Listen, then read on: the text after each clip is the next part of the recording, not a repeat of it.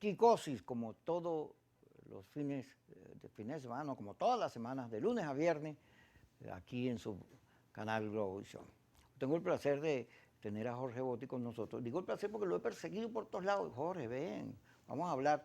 Jorge fue expresidente de Fede Cámaras y es parte del equipo, aunque de bajo perfil, porque los protagonistas son Cusano, Capposolo, que a Felipe le cambio el nombre siempre, a Danceli, Carlos Fernández, que dio un programa aquí espectacular. Sí, como no, Aquiles Hopkins también al frente de FEDEAGRO. Todos los que están allí, que es un liderazgo interesante. Sí.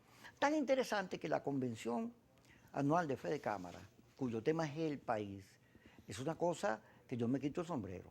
El video final que hace Carlos dirigiéndose al país. Ricardo Cusano. Ricardo Cusano, el video en sí, el análisis, el diagnóstico de cómo la sociedad venezolana tiene hoy un país sin destino, cómo la renta petrolera se malgastó, no se sembró nunca, se acabó y ahora tenemos que repensar el país de otra manera, pero además viendo la institucionalidad, viendo además la productividad, las empresas, un empresario dispuesto a invertirle, a ponerle corazón al país, pero lo que necesita es que entendamos que la gente es lo fundamental, un país empobrecido, que necesita una nueva visión de Venezuela. Eso dicho ahí, pero no solo por Fede Cámara, sino en la boca del cardenal. Cuando Baltasar Porras habla de pensar en los más pobres, en ese 80% que en la investigación de la UCAP aparece registrado y que debería llamarnos profundamente a la reflexión, cuando habla de exclusión, cuando hablan de la necesidad que nos veamos reencontrados como hermanos, como país, para poder enfrentar una situación económica terrible. Estamos peor que Haití, o compitiendo con los países más pobres del mundo, con una inflación galopante, con malos servicios, una cosa que y sin destino. Pero no solo plantea ese diagnóstico, sino que dice, tenemos que ponernos de acuerdo. Tenemos que entender que la productividad del país es necesaria para generar salidas a la economía y puedan producir también confianza, la suficiente confianza para que baje la conflictividad y entonces podamos tener soluciones electorales que le den al país una salida a su conflictividad, a su debate político. Todo eso, dicho de la boca del cardenal, de Ricardo Cusano y de todos los que estuvieron allí presentes, del presidente Santos, que estuvo entrevistado por Nelson Bocaranda y cuyo discurso es una joya en cuanto a cómo se logra la paz, como todos los factores que intervinieron para que Colombia se diera un proceso como el que se dio. Y también habla del tema Uribe, de lo último que le acaba de ocurrir a Uribe. Sí, correcto. Entonces, es una cosa donde uno dice, caramba, el país tiene posibilidades. Porque mientras el liderazgo político anda mordiéndose, cayéndose a plomo, insultándose, apuñalándose, el proceso de segmentación de la oposición es una cosa trágica, horrible. Bueno, aparece un liderazgo empresarial que la gente lo que recuerda a Fede Cámara es Carmona y de repente ve un liderazgo hablando en otros términos, muy moderno, con mucho corazón y amor a Venezuela. Es una cosa sorprendente. Yo realmente felicito. Yo agradezco muchísimo la invitación que me has hecho y para hablar de este tema y seguramente de otros más, porque además yo también estoy muy orgulloso del liderazgo empresarial que está hoy al frente de todas estas instituciones que hemos mencionado. Yo siento que esta asamblea de Fede Cámara fue un parteaguas y invito a la gente que nos esté viendo que busque las redes a través de la página web de Fede Cámaras, van a vincularse a ella y lo agarre como una especie de miniserie de Netflix y vea en varios capítulos lo que pasó la semana pasada. Porque nada de eso es casual, lo que tú has mencionado. La presencia del cardenal no fue una invitación de última hora para que nos diera una bendición. Cardenal, bendíganos aquí la asamblea. No, son muchas horas de conversación que hay detrás de esa intervención del cardenal, conversando sobre el país, sobre la situación en que se está viviendo. Me refiero a la dirigencia empresarial conversando con él. Y lo mismo ha sido con los sindicatos, lo mismo ha sido con las ONG. Y por eso aterrizamos con esta visión que estuvimos viendo que tuvimos la oportunidad de ver la semana pasada. Sin duda alguna, el primero, hay 2 o 3 hitos que me parecería que es importante que mencionemos. El primero, sin duda alguna, tú lo mencionaste, fue Santos. Fue inesperado, es un hombre, es un individuo polémico, no es santo de la devoción de la mayoría de nosotros, Pero Santos tenía cosas que decir, y yo invito a que vean, por cierto, la entrevista que le hizo Nelson Bocaranda, y las preguntas nada fáciles, muy incómodas, por cierto, notoriamente incómodas para Santos, que le hizo Gerardo Blay y María Eugenia Mosquera, y el propio Ricardo Cusano, que también lo puso en problemas, porque entre otras cosas le decía, presidente Santos, usted conquistó la paz allá, pero nos trajo la guerrilla para acá, porque ahora tenemos a todos los empresarios de la frontera pagando vacunas. No fue nada fácil. Así que aquel que diga que fue atraído para complacer a Maduro está muy equivocado. Que vaya y vea los mensajes que están allí, porque además un individuo que con todo lo polémico que sea, Kiko, fue presidente de un país, logró detener un proceso de más de 50 años de guerra y gana un premio Nobel de la Paz. No es cualquier gafo que hace una cosa como esa, independientemente que nos guste o no la forma como ha hecho política él. Creo que tiene mensajes importantes que darle al país y ahí están contenidos. Pero fíjate, Santos, que señala lo de Uribe, como comienza diciendo lo de Uribe, dice, bueno, yo no le deseo mal a nadie, solo que ahí hay un proceso judicial y que tiene que ver con la violación de los testigos adulterados, falsos, que eso es por eso que se le está jugando. Pero también cuando Gerardo Blay le pregunta sobre los procesos de paz, que Gerardo dice, bueno, cuando hay gente que no quiere sino ganar tiempo y va a las negociaciones no a resolver, sino a pasar el tiempo. Y él que vivió los procesos de Pastrana, ¿te acuerdas? De la zona de distinción donde la guerrilla lo que hizo fue ganar espacio, tiempo y se expandió. Ganaba tiempo, ganaba espacio porque no le interesaba. Y nunca había diálogo sincero. Nunca no quería ceder. Y él dice que eso ocurre cuando los procesos están en desarrollo, pero que hay un momento en que ambos, los que están hablando, los que están debatiendo, se dan cuenta que sí necesitan la paz. Y entonces, de acuerdo al desarrollo de la confianza, de la palabra que van obteniendo, en este caso Santos dice, bueno, yo metí a Cuba.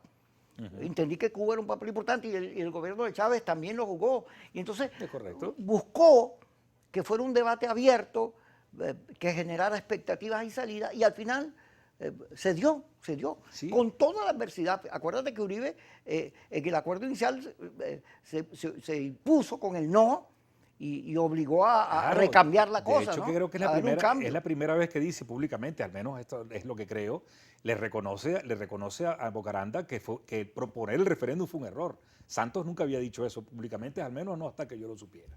En todo caso, ¿cuál es el metamensaje que estaba allí? Tú que eres un buen comunicador. ¿Qué pasó alrededor de esos días de la Asamblea? ¿Cuáles eran las cosas que no se dicen? En primer lugar, estábamos en modo futuro, en modo transición, porque tú estás lanzándole un mensaje en el país en el sentido de que el problema es con la gente, hay que resolverle los problemas a la gente, así es, más allá de quién es la coalición opositora que lleva adelante esto. Y que cualquier movida política que haga la conducción opositora tiene que ser en función al país y no a función a quien aterriza mejor en el poder. Yo creo que eso es clave. Y el segundo tema que estaba allí latente, aunque no se mencionó como tal, es que el país es inviable como está, como va. Aún cuando el status quo puede prolongarse y lamentablemente puede durar un poco más, el país ya no nos sirve. En el caso de Colombia, por supuesto, hubo una victoria militar contra la FARC que después terminó obligando de alguna forma a la negociación. Aquí no tenemos ese ingrediente. La FARC no era gobierno. El gobierno era un gobierno democrático y además legítimo, el de Colombia. Las cosas no son tan sencillas. Hubo una pregunta que se le hizo a Santos, por cierto, al aire muy dura. Cuando se le pregunta, ya, bueno, ¿qué pasa? Déjala ahí para ir al corte y ¿Qué fue lo que le preguntaron a Santos que era tan duro? Seguro. Cuando regresemos en Suquicosi por Globovisión.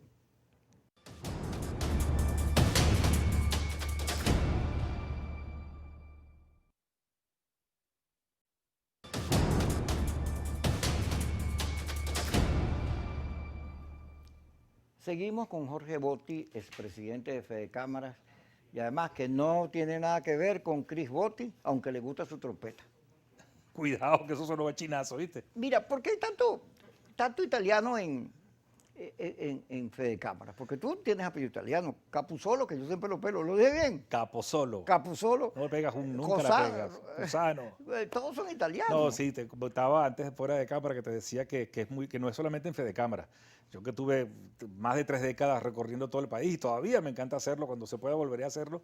No te imaginas la cantidad de italianos que hay en todas las cámaras de comercio en todas las regiones del país. Las cámaras de comercio, las cámaras industriales. Es una sociedad muy dada a la formación de estructuras. Bueno, y el mejor ejemplo son los clubes ítalo-venezolanos que están regados por todo el país.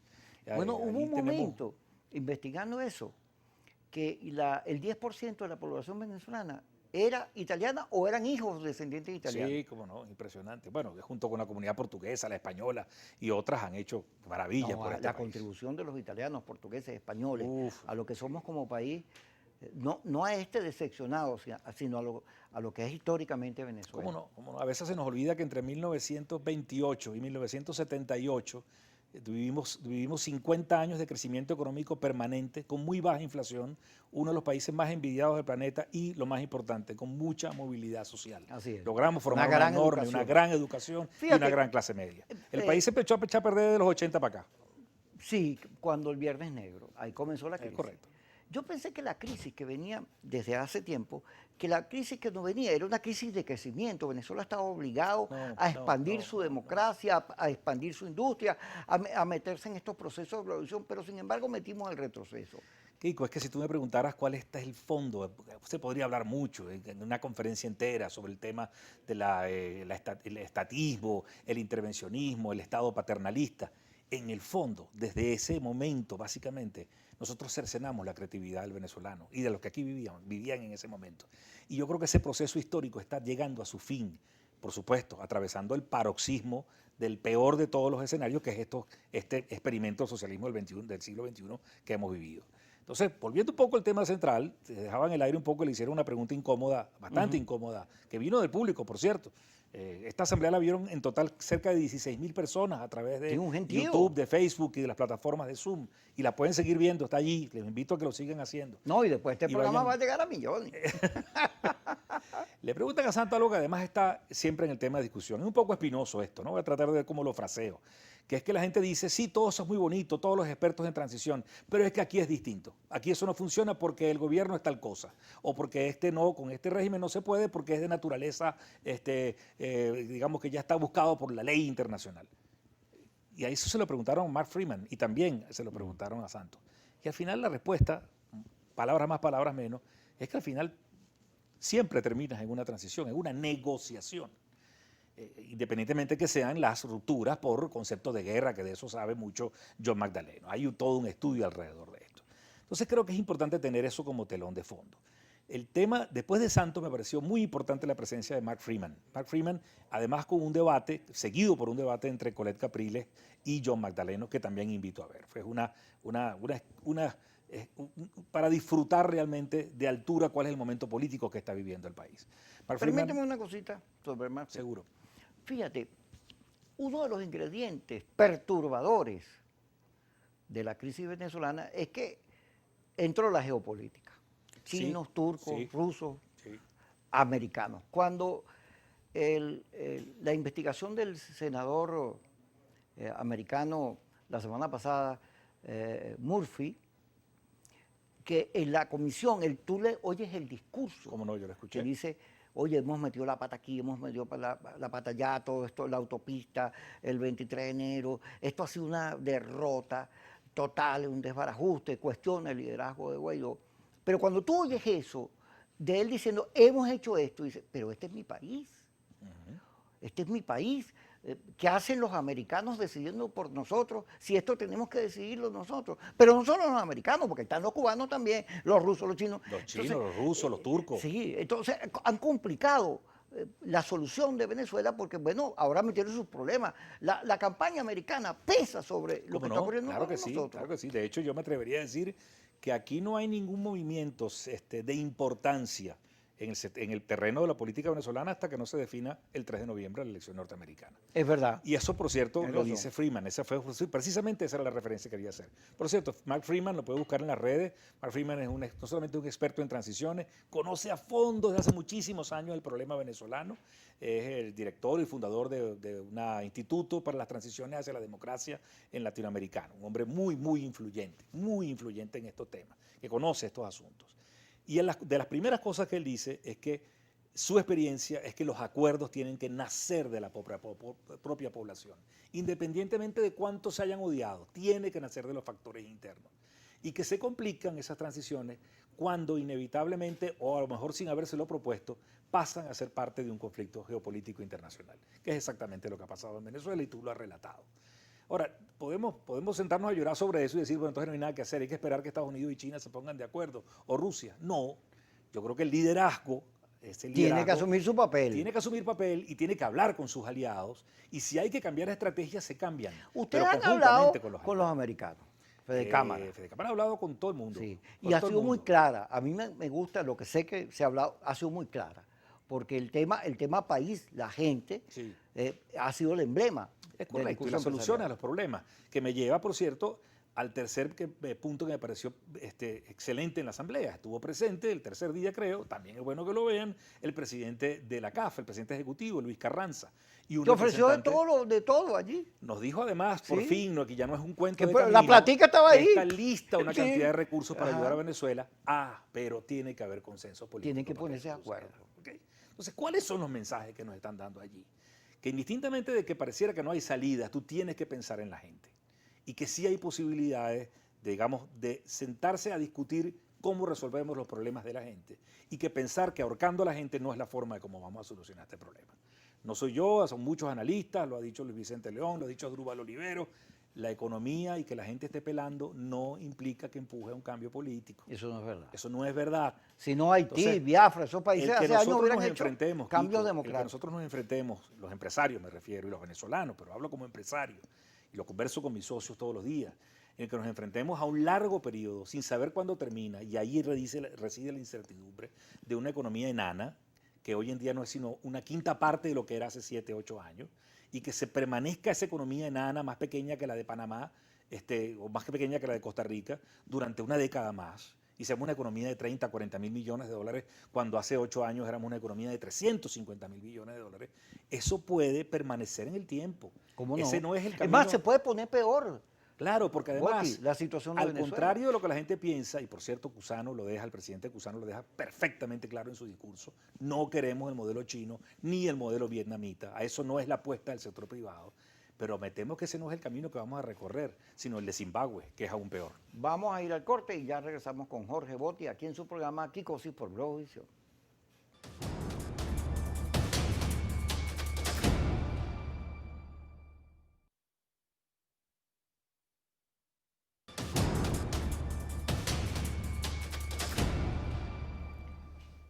Jorge Botti aquí con nosotros, es presidente de FEDECámara. Fíjate, hemos ido pasando por la Asamblea de FEDECámara y surgen los temas actuales del país. Yo estoy convencido que este proceso electoral enfrenta unas situaciones inevitables, que es que el liderazgo tiene que mirarse en el espejo.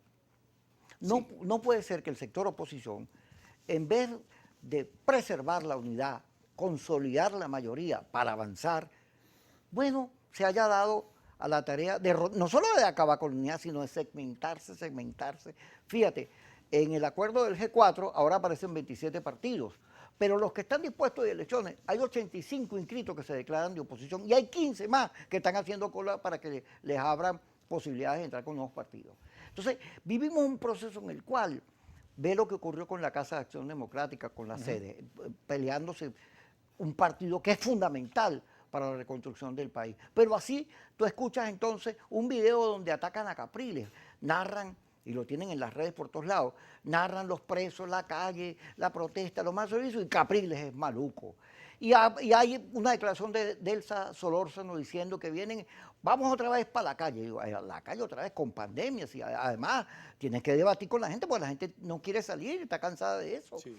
Y además dice, y todo el que vaya a votar, ella y Ledesma, son traidores. Y tú dices, bueno, entonces vamos a seguir, fíjate que hay alacranes, traidores, vendidos, todo un proceso de descalificación que lo que habla es de una oposición, de un liderazgo, no solo derrotado, sino confundido. Porque en vez de tener claro eso que tienen los empresarios, ven una oportunidad para sacar adelante el país y la plantean con firmeza. Y eso que los empresarios son víctimas del discurso de lucha de clases. Son los ricos, el capitalismo es malo. Y sin embargo, pese a eso, son capaces de hablar con el gobierno y me dicen a mí que ya el gobierno como que entendió que tiene que entenderse con los empresarios. Entonces, sí, es el país que está requiriendo un liderazgo distinto, que busque soluciones, pero que además discuta lo que le ha pasado, que aquí nadie quiere discutirlo, porque la verdad es que esa confrontación de unos y otros, de nosotros, porque nosotros también la hemos compartido, ha sido un error. Sí, ¿y cuándo la vamos a revisar? sin duda. Mira, Kiko, tú has planteado una serie de temas muy gruesos. Y yo primero Bueno, métase, pues. quisiera abordarlos por pedazos. En primer lugar, El elefante, como dice seguido, se por come por pedacitos. En pedacitos. primer lugar, es una visión muy personal y además lo veo en función a lo que he leído y a lo que escucho de los expertos en estos temas de conflictos como los que vive Venezuela. En líneas generales, los conflictos, las crisis que buscan solucionar y llegan a un acuerdo y decantan en un consenso para una salida, que vienen provocadas por una población votando, siempre son mayores las posibilidades que no haciéndolo. Al menos en líneas generales. Yo no estoy tomando posición todavía frente a lo que va a pasar en diciembre en la parlamentaria, pero en líneas generales es así. Lo segundo es que la gente sigue creyendo que es que el ejercicio del voto como herramienta de protesta es para elegir. No, en ambientes como este no elige, protesta, que son dos cosas muy distintas. Y esa protesta puede provocar escenarios que llevan a soluciones. El tercer tema es que la gente dice, eso ya lo hicimos. ¿Quién te dijo a ti que eso hay que intentar una sola vez? Eso se intenta una y otra vez. Vamos a ver cuál es el desenlace en Bielorrusia. Bielorrusia, ahí está la gente en la calle. La gente está en la calle, Ajá. vamos a ver qué sucede con el amigo Lukashenko, gran amigo de Chávez, el último dictador de Europa, así se le llama.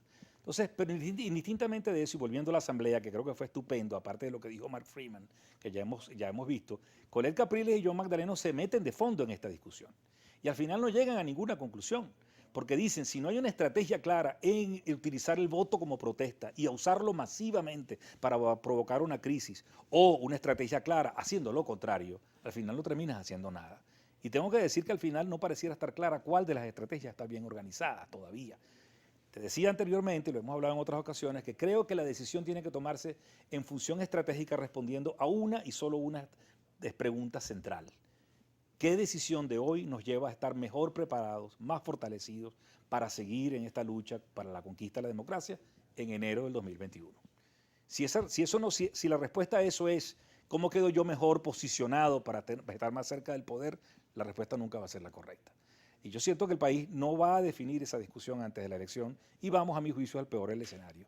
Vamos a tener a una gente votando, tú dices que son 80 y tantos partidos, habría que ver qué representativos son, sin duda alguna aquí con la conducción política del G4 y del gobierno digamos, y de Guaidó y lo que representa, jala muchísima gente y ya tomaron una decisión, esa decisión está tomada. Muchísima gente. Bueno, al menos se jala. La encuesta Delfos, de la UCAP, Sí, dice que si entra Guaidó podríamos llegar a 60%. Sí, pero correcto. sin Guaidó lo que se pierde son 12.3 puntos. Bueno, pero eso es mucho. Pero eso habla de una disminución de un liderazgo que llegó a tener un enorme prestigio y que no supo cumplir sus promesas del cese de la usurpación. Pero es que no es fácil tampoco cumplir las promesas que uno se propone. Recordemos, por cierto. Sobre todo si no corrige. Recordemos, por cierto, que con el tema del cese de usurpación y de aquella conducción o de aquella estrategia, previo a todo eso tiene que haber un acuerdo. Si tú, y además estamos claros, nadie en el país, todo, ni siquiera los Estados Unidos, han estado diciendo otra cosa, como no sea, tiene que haber un acuerdo, la Fuerza Armada tiene que ser parte de ese acuerdo. Si no hay un acuerdo previo y algo tiene que codear las condiciones para ese acuerdo, no hay ni elecciones libres, ni gobierno de transición, ni cese de usurpación. Tiene que ocurrir hechos políticos internos que lleven a ese acuerdo. Y eso es lo que señala Fede Cámara, que es necesario, que es ahí porque donde el país como está es inviable. Fíjate, hay un problema de estrategia y de política. Si en esta campaña electoral lo fundamental no se discute, que es el problema de las estrategias, en el caso de la oposición, Sí. porque el gobierno también tiene que discutir cómo hacemos para que el país sea viable, tenga destino, cómo recuperamos los servicios, cómo recuperamos la economía, ese es el tema para precisar al gobierno. Pero en el caso de la oposición tiene que discutir la política. Un momentico, ven acá. Durante no sé cuántos años, 22 años, pero desde 1958 no ha habido fractura militar en Venezuela. Los golpes de Estado de Carbón y Chávez fracasaron. Siempre se han resuelto los temas por vía de democracia, pero hay un sector que no cree en la salida electoral. Y eso hay que discutirlo ahorita. Fíjate lo que está pasando en Bielorrusia, o lo que pasó en Surinam, una dictadura igualita. Bueno, cayó con votos. Todas las elecciones que se han hecho en cuarentena, todas las han perdido los gobiernos. Y esa de Bielorrusia la perdió el gobierno, solo que quiere estafar a su pueblo. Y como en Bolivia, el pueblo está en la calle. Sí. Pero el voto es un instrumento de protesta, no es para despacharlo. Y sobre todo cuando todas las universidades, investigaciones, John Magdaleno te dicen que las intentonas de sabotaje electoral, la abstención en ningún lugar del mundo, en ningún momento de la historia, eso ha servido para nada. Y aquí en el 2005 no sirvió, ni sirvió en el 2018, ni sirvió. Eso es lo que hay que discutir, Porque si no discutimos y seguimos cometiendo los mismos errores, eso que ustedes están planteando, que Fedecama está planteando, que es reconstruir el país, una nueva visión de Venezuela, pero hacia futuro, hacia adelante, esperanzadora, que nos sintamos orgullosos, no se puede porque vivimos en una arena movediza en la cual cuando tú estás saliendo te jala alguien para abajo. Eso es, creo que este tema hay que discutirlo profundamente. Sí. Y ustedes pusieron los asuntos, cómo es los acentos y las comas, dónde van. Sí, porque creo que independientemente de lo que tú dices es muy importante, y allí no que necesariamente estoy de acuerdo contigo, ha habido casos, ha habido casos en los que un boicot electoral también ha llevado a crisis posteriores, pocos, pero los hay, y además, digamos, cada momento político tiene sus propias particularidades. Lo que sí me parece un error tremendo son dos cosas, que no se discuta a profundidad, digamos que se tome la decisión. Tengo entendido que además hay mucha molestia a lo interno de los partidos del G4 porque no sienten que esa discusión fue profunda o lo suficientemente profunda. Y lo segundo es que tú no puedes etiquetar como vendido o traidor al que decida votar. Eso me parece tremendamente equivocado. Sobre todo, Kiko, y además eso lo viví yo también muy cercano a los procesos del año 18, cuando la elección presidencial. Yo hablaba con mi gente, hablo con ellos todos los días en Petare, donde tenemos nuestro negocio. Tú le preguntabas a la gente más humilde y ya no quiere protestar, lo que quiere es votar para ver si cambian. Yo no estoy muy seguro, habría que medir realmente cuál es el estado de ánimo de la población más pobre, que es la mayoría del país, a ver si tendría disposición a votar, además en una parlamentaria, no es una presidencial. En fin, eso es un tema creo que es muy grueso, pero siento que lo peor que podemos hacer, repito, es no discutirlo, o peor todavía, insultarnos y calificarnos o etiquetarnos de abstencionista traidor o de pro voto traidor. Me parece que es el peor de los escenarios. En el centro de todo esto volvemos a la propuesta de Fedecámara, que conjuntamente con la Iglesia le está proponiendo al país algo distinto. Perdona, Boti, que te haya increpado con una posición tan dura. No, para nada. Mía. Pero fíjate, tiene que ver con lo que tú señalas, volver a Fedecámara. Si Fedecámara, la Iglesia, dicen, vamos a abrirle espacio al país para que avance, sobre todo Fedecámara, que dice, bueno, vamos a abrir la economía, eso significa acuerdos con el gobierno. ¿Qué pasa entonces? Fedecámara, traidores, vendidos. Imagínate tú, si eso no terminamos de quitárnoslo de encima con una discusión de fondo. No, voy al corte, te lo dejo ahí para que la gente diga, ay, ¿qué va a responder Boti? Ya le seguimos.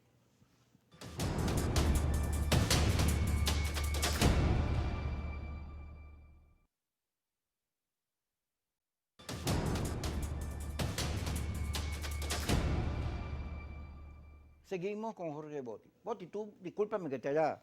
No, para nada, creo que asusado, son los temas que hay que para discutir. eso son los debates. Claro. Fíjate, ¿qué ocurre si Fedecámara nos convence a todos los venezolanos y la Iglesia y crea un bloque social y todo el mundo emocionado? Bueno, vamos a discutir un nuevo país y ese debate lo discutimos entre nosotros, pero como es público, el gobierno también se involucra. Yo tengo entendido que ya hay señales del gobierno hacia el sector empresarial en la búsqueda de ver cómo sacamos el país, su economía adelante. ¿Y qué ocurre si entonces empiezan a producirse acuerdos? Y entonces empiezan los sectores estos radicalizados. ¡Ah, traidor! ¡Cusano vendido! ¡Boti degenerado! Y entonces seguimos varados porque al final nunca discutimos nada. Bueno, primero yo creo que, me he puesto a ver las redes, yo no creo que mucha gente diga eso ni de Fedecámaras, ni del Cardenal, ni de la Iglesia. Y no porque seamos, digamos, más importantes que otros, pero son instituciones que han tenido una comunicación muy seria con el país y que además tiene claro que no están aquí para otra cosa que no sea el debate político de altura y no por la pretensión del poder. En los últimos tiempos han tratado de dejar, y yo estoy totalmente de acuerdo, muy claro, que así como la Iglesia, una institución como Fedecámara, es autónoma, es independiente, no le firma cheques en blanco a nadie, pero eso sí, no es neutral, tiene su corazoncito. Y ese corazoncito el país sabe dónde está, y yo creo que más o menos lo hemos dibujado a lo largo de esta entrevista y la que tú has tenido con los que están al frente hoy de las instituciones. No se trata simplemente de buscar acuerdos que se están empujando para que la economía más o menos esté, digamos, en pie, y no hemos hablado de la pandemia, no es el caso de hoy, pero nosotros no vamos a una nueva normalidad, vamos a una nueva tragedia, que es un país sin gasolina, un país sin servicios públicos.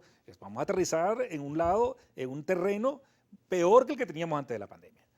Pero eso no va a ser suficiente, y eso es un poco el mensaje central de la Asamblea y de Fedecámara. Porque así como dejé dicho en la sección anterior, el tema de Zimbabue, podemos enfrentarnos con algunos acuerdos políticos a que tú veas esta economía, que más o menos marche, que veamos cómo hacemos para que la industria produzca, porque le han hecho muchísimo daño con la sobrevaluación de la moneda y con el tema de que todo lo importado es más barato que hecho nacionalmente. Pero si tú eso digamos, lo sumas a una economía que se va a quedar estáticamente enana por décadas, que es lo que le está pasando a Zimbabue, porque las sanciones no le permiten hacer ningún tipo de movimiento, porque no hay un acuerdo político que lo saque de ese marasmo, me temo que la solución tampoco es suficiente. Ni siquiera que la CAF nos preste recursos para ver si remendamos alguna planta eléctrica o alguna termoeléctrica y que Maracaibo tenga un poquito más de luz. Tenemos que ir a fondo, Kiko. Y por eso creo que la Iglesia, Fede Cámara, las ONG y algunas instituciones tienen que erigirse por encima del conflicto político. Y de allí la autonomía, la independencia y el tema de la no neutralidad. En algún momento el país internamente va a necesitar instituciones, las pocas que quedan, que de alguna forma sean referencias y sean de alguna forma hasta garantes de nosotros mismos para poder salir adelante, con, por supuesto, países claves. Aquí en ninguna solución en Venezuela no, va a tener fuera de la mesa a Estados Unidos, a Rusia, a China y a Cuba como invitados. Y eso va a significar acuerdos que ahora no los podemos prever, pero posiblemente haya que tragarse unos sapos, como bien lo decía Santos en la Asamblea. La sociedad venezolana, y ese es parte del mensaje de Fede Cámara, tiene que irse entendiendo que hacia eso vamos. Y ojalá que sea pronto y que no suframos mucho más en este camino de, digamos, insisto, de una economía absolutamente minimizada y que no le permite al pueblo salir adelante y que no le permite a la gente pues, tener la sensación, por lo menos, de que comenzó a andar un futuro donde no hay incertidumbres. Al final, los actores políticos son los que tienen la palabra. Y cuando digo actores políticos son todos los que están alrededor del tema del ejercicio del poder, y eso también incluye a los militares. Creo que el mensaje que hay que darle al mundo militar es clave, porque al final siento, como tú lo comentaste anteriormente, que no está dado y está claro que no está allí para quebrarse y para enfrentarse entre ellos, sino que está allí para comprender que tenemos que partir de un nuevo acuerdo, de un nuevo, como decía Colette Capriles en su intervención en la Asamblea, un nuevo pacto social quizás, que tiene que comenzar siendo horizontal. Bueno, fíjate que yo horizontal, fíjate tú, horizontal ese pacto. Y por eso es importantísimo que el tejido empresarial y la Iglesia comience a conversar con esa otra sociedad.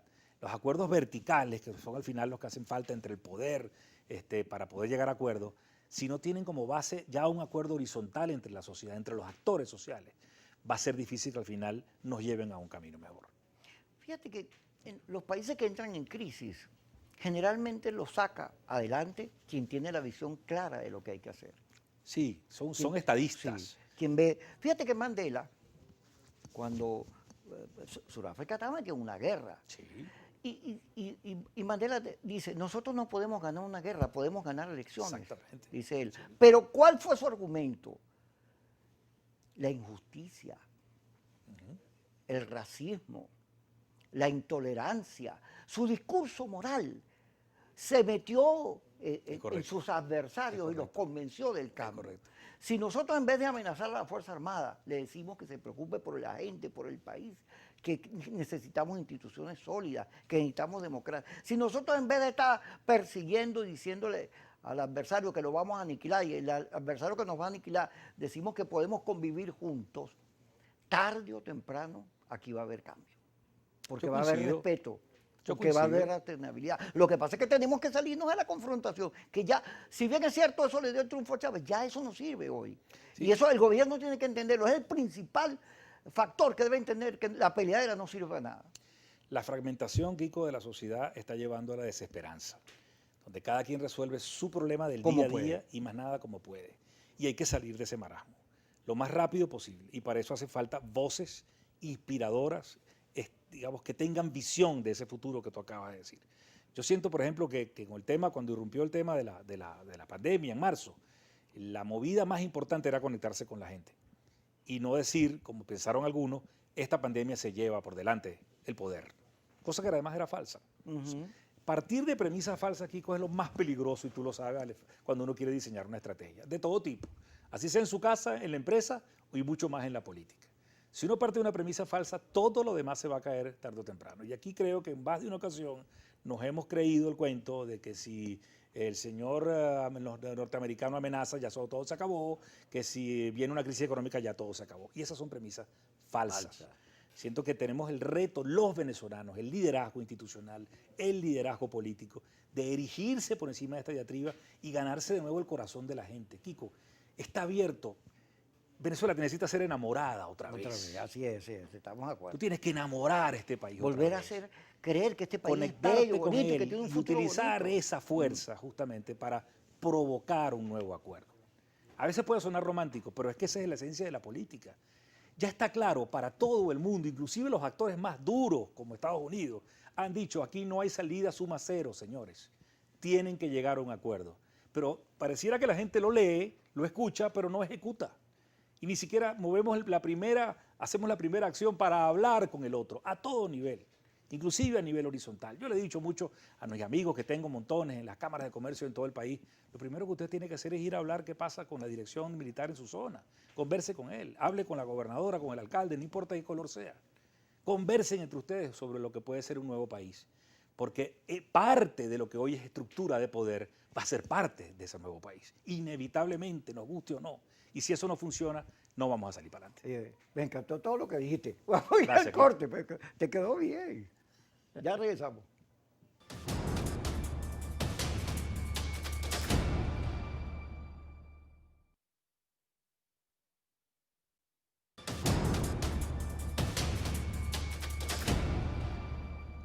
Seguimos con Jorge Gotti, que me gustó todo lo que dijiste. Sí, fíjate que yo te estaba apoyando, pero está bien, porque tenemos que volver a tener esperanza, que es lo que dice la iglesia. Sí. Con los curas, con la gente que yo he hablado de la iglesia, dicen, oye, es que la gente no es una actitud positiva. No, la gente quiere soñar que es posible tener un país inclusive mejor que el que teníamos, que ya parece un sueño, porque antes no teníamos estos problemas de agua, luz, gas, ni nada, ni de desabastecimiento, ni nada de esas cosas. Entonces, el volver a enamorar a la gente me parece una buena consigna. Y que eso venga de sectores, tú sabes que como yo nunca he trabajado en la empresa pública, no en la gestión pública, sino en empresas.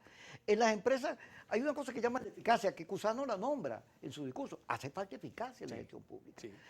Objetivo, no pueden ser cuadros políticos, tiene que rendirse el Estado venezolano tú sabes, a la flojera, al yo no voy, al yo no cumplo objetivo, no, a la gerencia nueva del Estado que le permita salirse de negocios que no son suyos. Correcto. Y centrarse en los servicios de educación y permitir que la sociedad crezca y en el crecimiento genere riqueza. Eso no es muy difícil, porque además esa es una discusión que el socialismo la tiene desde hace años, porque el socialismo es poco eficaz en la gestión pública. La cosa de armas, en lo que bueno es enamorando a la gente, el socialismo. Eso sí. Bueno, porque habla de los pobres y los pobres son la mayoría. Por supuesto, y manipula toda aquella realidad. Pero son muy ineficaces. Son muy ineficaces en la gestión. Y aquí hay que hacer una gestión eficaz, y eso tiene que entenderlo el gobierno. Sí. No sé quién era que decía, algún amigo tuyo alguna vez me lo comentó hace años, y esa frase se me quedó grabada. Él decía, para gobernar la derecha, para echarme palo a la izquierda. Yo no es que convalide esa operación, pero ya que estamos en esto, vamos, lo comentamos. Mira, Kiko, a mí también me preocupa y no me chupo el dedo. Por supuesto que hay actores. Mira, pero hay una derecha como Bolsonaro, que mira, entre Maduro y Bolsonaro yo no sé qué hacer. Pero no, hay una derecha como la de Piñera, que es moderna, inteligente. Claro, porque al final no es derecha, es centro derecha, Kiko. Y entiende que los temas sociales son importantes. Ya hoy en día, por cierto, fue uno de los discursos claves del señor Carranza, el presidente de la CEPAL, de la CAF, y también el representante de la CEPAL lo dijo clarísimo. No podemos esperar a la hora después de la pandemia que empiecen las economías a crecer, haciendo más, digamos, abstracción del caso venezolano, que como ya dije, vamos a aterrizar en una nueva tragedia y en una nueva normalidad. No podemos esperar a que el crecimiento económico, que dure 10 o 12 años, comience a permear hacia las capas más bajas de la población. Eso ya, esa vieja concepción de la derecha, digamos, yo diría que anacrónica, de que se frieguen los pobres y que esperen que la economía crezca y que le llegue. Eso no es así. Así no opera el mundo. Así no está operando. La izquierda, porque la izquierda al final siempre se ha preocupado por la mayoría. Por supuesto. Yo creo que ahí hay, en esa extrema expresión de la derecha, aunque yo estoy muy ajeno a las etiquetas, ahí hay mucha arrogancia. Y del otro lado, en la otra extrema, suele haber mucho resentimiento. Y en el medio a veces conseguimos actores que actúan perversamente. Yo no me chupo el dedo. Yo creo que frente a esta elección también hay actores que digamos, que tienen su agenda propia, su agenda personal, ocuparon espacio específicamente, aquello de la famosa cohabitación. Y yo me pregunto algo, al final un nuevo acuerdo, si cristalizamos en él, digamos, la Suráfrica con Jaap Bandera digamos, comandando la nación, era un escenario cohabitador. De hecho, gran parte de su gobierno, incluyendo De los Klerk militares, era su vicepresidente. de Klerk era su vicepresidente. Entonces yo creo que tenemos que empezar a quitarnos de la cabeza esos clichés, ¿no? Fíjate, de suma cero, eso no Moti, existe. Maduro te escucha hoy hablando y yo creo que se queda pensando. Porque no es el discurso, no, es otra cosa. Es que yo creo que es un evidente el debate. fracaso. El fracaso es gigantesco. De todo el experimento político que significó Chávez y Maduro. Al final es una continuidad. Yo no creo que tenga ningún caso dar la discusión sobre si Chávez hubiera hecho algo distinto con la economía. No, el diseño político, donde el Estado se apropia de lo privado, de la gente, el que le quitó al final una palabra que tanto se utilizaba, manoseaba, el empoderamiento. Al final le quitaste el poder a la gente. Y lo que plantea, por cierto, entre otras cosas, el Plan País, que alguna vez hablaremos de eso, uno de sus principales enunciados es hay que devolverle el poder a la gente. Así es. Lo que pasa es que cada vez que yo discuto con la gente del oficialismo, como uno habla sin agresión, yo no quiero matar a nadie, nada de eso, ocurren discusiones sinceras. Entonces te dicen, oye, pero ¿qué voy a hacer si esto me quieren tumbar? Si me tiraron la operación Gedeón, si tienen a los americanos. Además, todo lo que ha hecho el sector que no cree en la salida electoral es como es alimentar los mitos del socialismo, el imperialismo, la invasión imperialista, el tema de la economía y su manejo, el acosamiento, el conflicto social. Bueno, eso me lleva a un comentario que me parece clave, y por eso decía que no me chupo el dedo. Cuando se ha llegado a un conflicto tan agudo como el que ha vivido Venezuela, el tema son los miedos mutuos. Así es. Usted me va a respetar si algo cambia y no va a venir a por mi cabeza. Claro. Y los eventos que tú has mencionado siembran esos miedos. Usted ha intentado hacer una irrupción, digamos, armada, si se quiere. Entonces, es natural que el otro tenga miedos. ¿Cómo vencemos esos miedos? Le preguntó a alguien, creo que fue a Santos, precisamente. Y fue Gerardo Blay, le dijo, ¿cómo hacemos? ¿Cómo hacemos para que la confianza retorne? Y eso no tiene respuesta, porque no hay transición perfecta. Los eventos, y creo que precisamente por eso lo de Fedecámara es importante, los mensajes de la iglesia, del cardenal, las ONG, los que tratan de despolarizar, comienzan a tejer los hilos de confianza que hace falta entre los actores. Eso que mencionaba en la sesión anterior de la comunicación entre los horizontales, que tanto hizo mención a eso Mark Freeman en su intervención en Fedecámara. En fin, yo creo que fue un lujo de asamblea. No sé si ya estamos próximos a terminar. Sí, ya estamos terminando. Así que yo invito a la gente que agarre hoy en día podemos verlo, los que tengan la suerte de tener internet y vean lo que allí pasó, porque eso no fue casual. Ahí hay unos mensajes muy importantes que quedan para el país. Yo tengo que felicitar a la directiva actual de Fedecámaras, como he dicho ya en varias ocasiones, a toda la dirigencia empresarial. Y los distintos factores que integran las distintas asociaciones que componen Fedecámara, ¿cómo están? ¿Felices, contentos o están bravos? ¿O hay polémica? Mira, como es natural en toda organización, son 76 años. No siempre hay acuerdos dentro de Fedecámara, ha habido de todo. Bueno, sin ánimo de compararnos, si hasta en la historia de la Iglesia Católica ha habido altos y bajos muy feos a lo largo de sus 2000 años de existencia, eso no escapa a cualquier labor humana como la de Fedecámara. Claro que hay tensiones, como en todas partes. Tú decías al principio que aquí todo tiene dos visiones, una más inmediatista, esto no puede tener salida sino por la fuerza, que eso es inviable. Esas visiones están también en el seno de la institución. Pero tal vez a diferencia de otras, aquí se discute de eso todos los días a calzón quitado. Todos los días. Creo que esta asamblea profundiza más el debate y al final no hay nada que demuestre más si una estrategia es buena o mala, sino el tiempo. Así es. Fedecámaras ha puesto sobre la mesa del país una agenda, la iglesia la está acompañando, o mejor dicho, nosotros seguimos a la de la iglesia para ponerlos ellos en su sitial que merecen. Esperemos que el país responda. Son mensajes allí para la dirección política opositora y mensajes desde el presidente hasta toda la estructura de poder del chavismo. Abrámonos a la posibilidad de un nuevo acuerdo, si no el país es inviable. No, y además, ya terminando, la gente está pendiente de estos debates. Sí. Porque la gente quiere salir de la crisis. La gente sufre tanto la crisis que, oye, reza para que alguien le ayude a salir Eso de es ahí. como cuando tú estás enfermo y te tienes que tomar 10 días de antibióticos. Cuando vas por el día 2 todavía te sientes muy mal, pero cuando vas por el día 3 o 4 te sientes bien. y ya, aunque sabes que estás enfermo, tienes esperanzas. Claro. El venezolano necesita volver Esperanza. a sentir que mañana va a estar mejor que hoy y que pasado mañana va a estar mejor que mañana. Gracias, Jorge Botti, gracias a todos ustedes. Nos vemos mañana aquí a las 5 y a las 10 de la noche, su programa Kikosis por Globovisión.